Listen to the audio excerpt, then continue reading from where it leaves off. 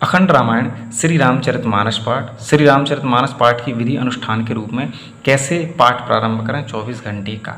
यानी आप लोगों के कई बार मेरे पास कमेंट्स आए हैं कि जो रामचरितमानस का अखंड रामायण पाठ होता है, जो अखंड रामायण जिसे हम कहते हैं ग्रामीण भाषा में, तो उसे किस प्रकार किया जाता है, किस प्रकार उसे उन्हें बैठाला जाता है, क्या विधि होती है, क्या क्या चौकियाँ आदि होती हैं, कौन कौन सी चौकियाँ बनती हैं, क्या क्रम होता है, दूसरे दिन किस प्रकार से हवन किया जाता है। तो उस विधि को यहाँ पर हम संपूर्ण रूप से समझेंगे।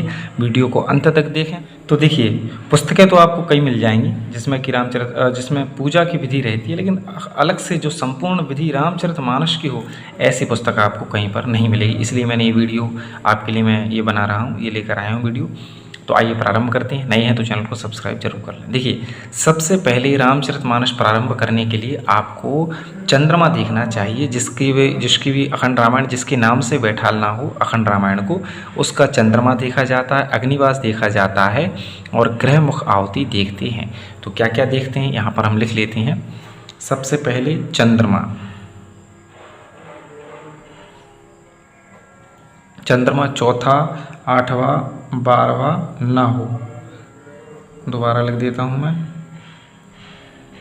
चंद्रमा आपकी राशि से चौथी राशि पर, 8वीं राशि पर, 12वीं राशि पर नहीं होना चाहिए जब आप रामचरितमानस को प्रारंभ करने वाले हो उस दिन। फिर दूसरा देखते हैं अपन अग्निवास।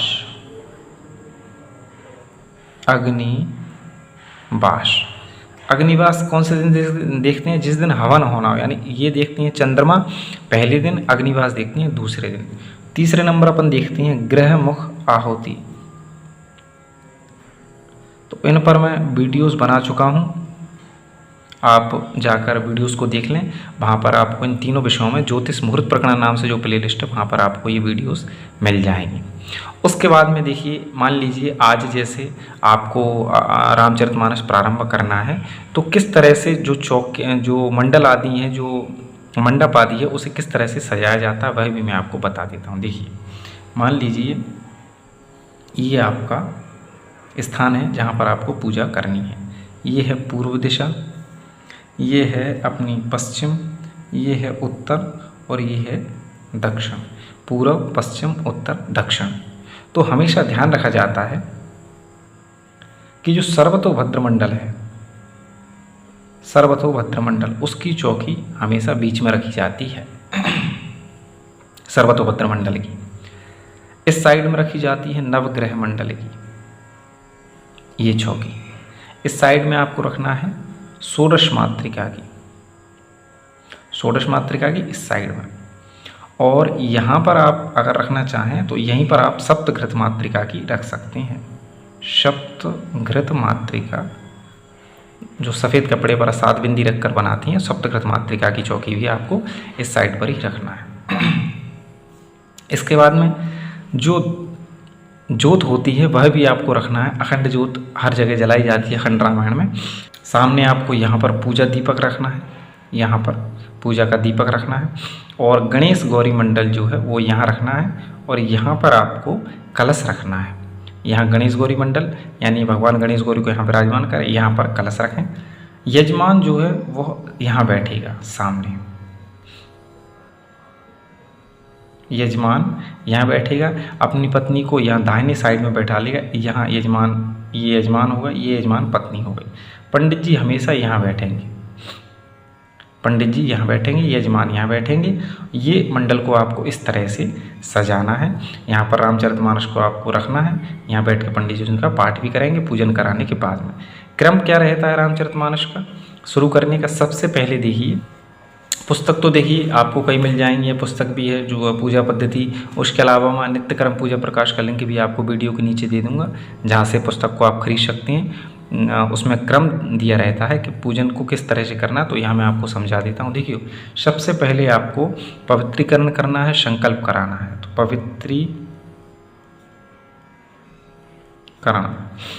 उसके बाद में स्वस्ति वाचन होगा, फिर संकल्प, संकल्प के बाद में गौरी गणेश पूजन। पवित्रीकरण, संकल्प, गौरी गणेश पूजन। उसके बाद में होगा अपना षोडश मातृका पूजन। फिर सप्तघृत मातृका पूजन साथ में ही हो जाएगा।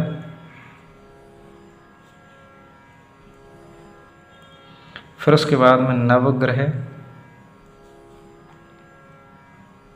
आप चाहें तो गौरी गणेश के बाद में कलश पूजन भी कर सकते हैं। नवग्रह के बाद में कलश पूजन, षोडश मातृका, सप्तघृत मातृका, नवग्रह पूजन, और कोई और मंडल भी अगर आपने बनाए हों तो उनका पूजन करें। और फिर उसके बाद में आपको भगवान राम की तस्वीर रखी है, मूर्ति रखी है, उसका पूजन करना है, यानी प्रधान देव पूजन, यानी राम जी का। कैसे? हमेशा प्रधान देवता की पूजा अंत में ही की जाती है, ये बात आपको हमेशा ध्यान रखना है। पवित्रीकरण करेंगे, संकल्प करेंगे, गौरी गणेश का पूजन करेंगे, कलश पूजन, षोडश मातृका पूजन, सप्तघृत मातृका पूजन, नवग्रह पूजन, प्रधान देवता का पूजन, यानी राम भगवान का पूजन, माता जानकी का, और सभी जो राम दरबार है उनका पूजन करेंगे, भगवान हनुमान जी का भी पूजन करेंगे साथ में ही।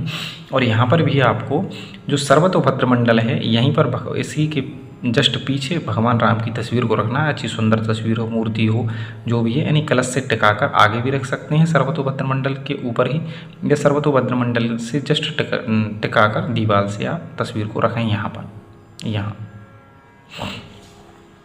प्रधान देवता की पूजा हो जाने के बाद आपको रामचरितमानस की पूजा करनी है। पुस्तक पूजन, यानी श्री राम चरित मानस पूजन, यानी पुस्तक पूजन।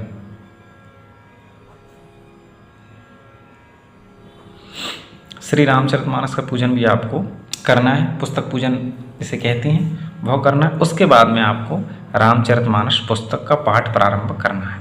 तो पाठ प्रारंभ हो जाता है, पाठ लगभग 21-22 घंटे में हो ही जाता है, और बहुत सुंदर तरीके से आप पढ़ेंगे तो 24 घंटे में संपूर्ण पाठ हो जाता है। मान लीजिए दूसरे दिन रामचरितमानस पूर्ण हो गई, अब आपको क्या करना है? हवन की तैयारी।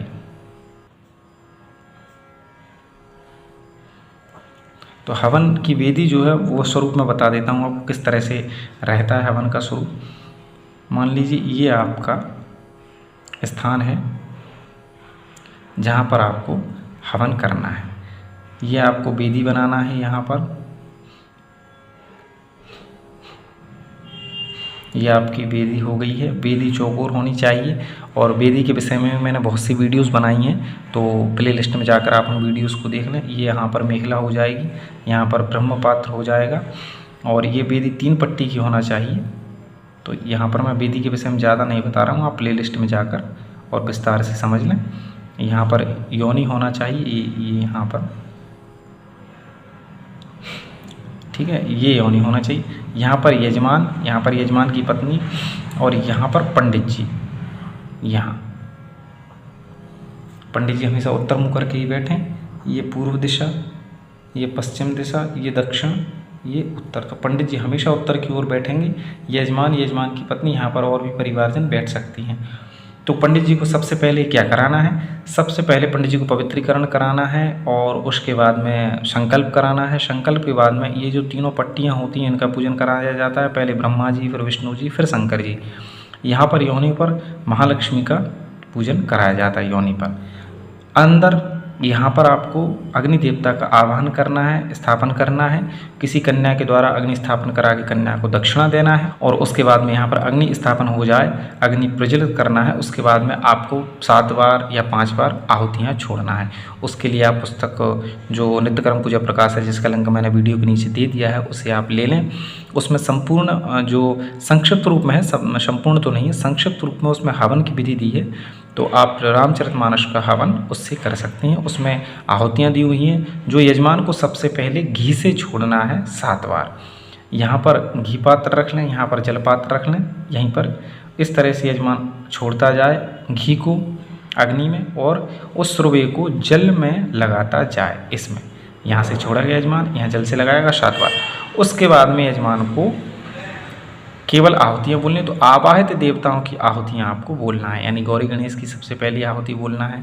उसके बाद में जैसे यहाँ पर जो हमने आवाहित देवता हैं हमारे, गौरी गणेश हैं, कलश देवता हैं, षोडश मातृका, इनके मंत्रों से, नामों से आहुति करते हैं। सप्तघृत मातृका है, नवग्रह, तो नवग्रह के लिए 9 लकड़ियाँ होती हैं, जिन्हें हम नवग्रह समिधा कहते हैं। इनकी पैकेट आती हैं।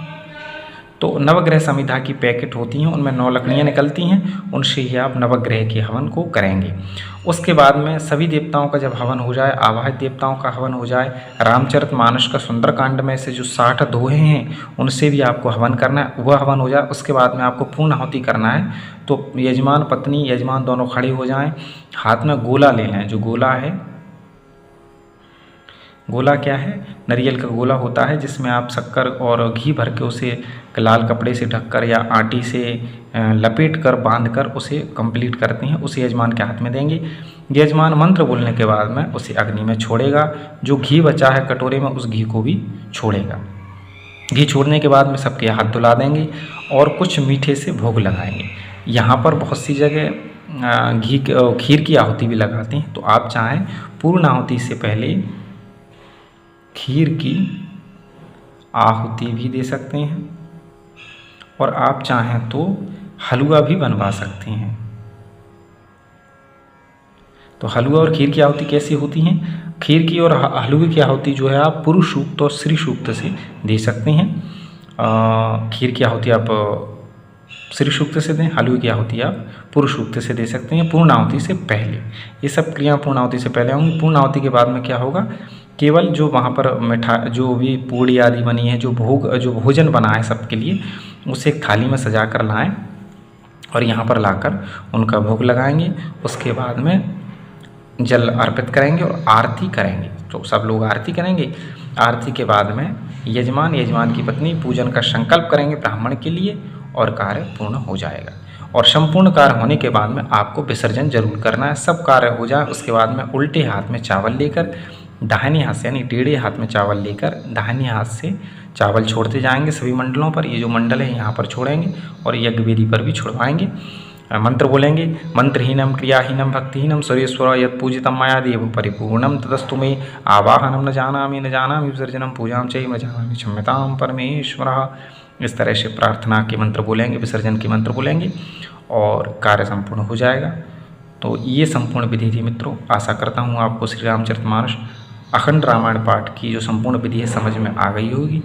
कुछ ना आया हो समझ में, नीचे कमेंट में ज़रूर पूछें और चैनल को सब्सक्राइब ज़रूर करें। आगे भी मैं इसी तरह की वीडियोस आपके लिए लाऊंगा, तो बेल आइकन को ज़रूर दबा लें। धन्यवाद।